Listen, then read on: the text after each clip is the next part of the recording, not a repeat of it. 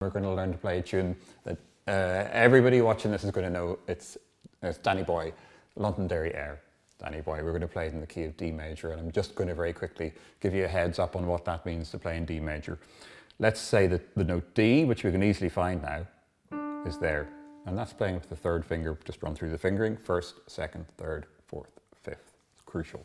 So that's D with the first finger. If we were to play that scale, it would go like this. That's the E. That's going to be followed by an F sharp. Your ear tells you that that's right. Followed by a G, an A B, and a C sharp. Okay? I'll just run through that on the way down. C sharp, B, A, G, F sharp, E to D. So in the key of D, there are two sharp notes that you need to remember. It's the F sharp and the C sharp. So just bear that in mind, because in fact the first note of Danny Boy is one of those. It's the C sharp. And it's the C sharp just above middle C. Easy to find. There's middle C. We've already covered that ground. There's your C sharp. Okay? And we're going to start with the second finger. And the second note is the D with the first finger. So the beginning position for this tune, it's a little unusual. It's that.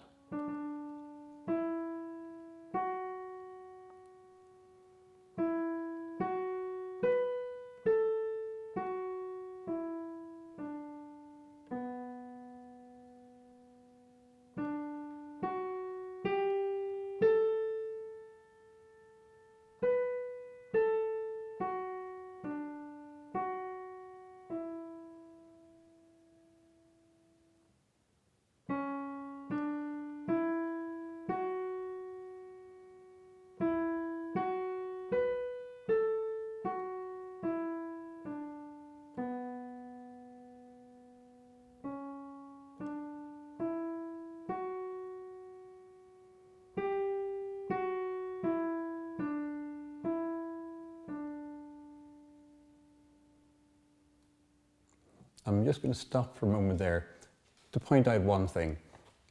So when we come to the end of a phrase, music is always divided into phrases, just like speech or song is always divided into phrases.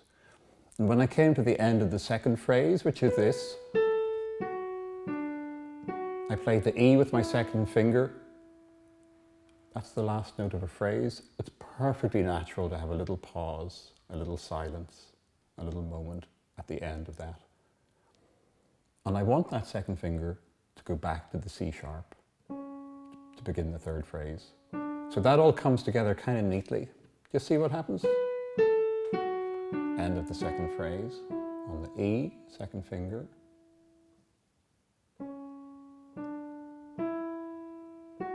Into the third phrase.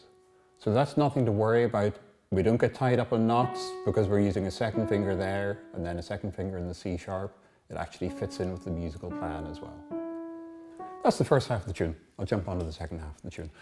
Here's the first phrase. You can already hear a crescendo happening. That means that it's starting quietly, but it's building up to this. I'll carry on from here.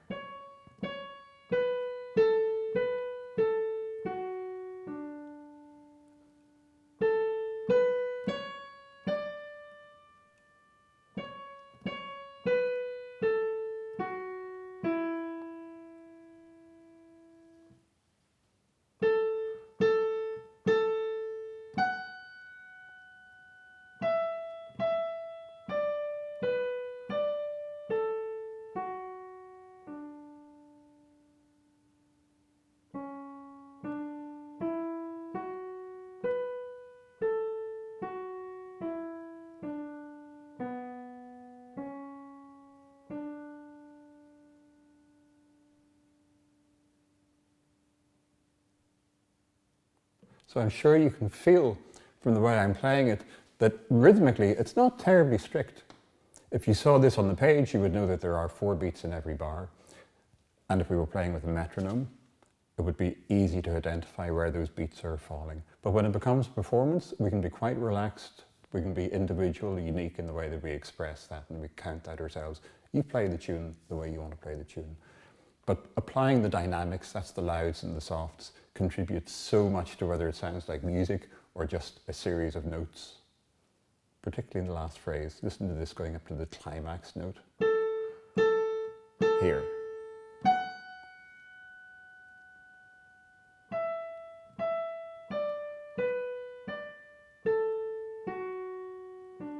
And as we approach the end, we feel it wrapping up.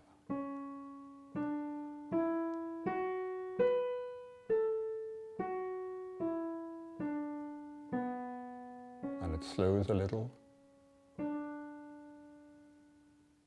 And it's a beautiful tune.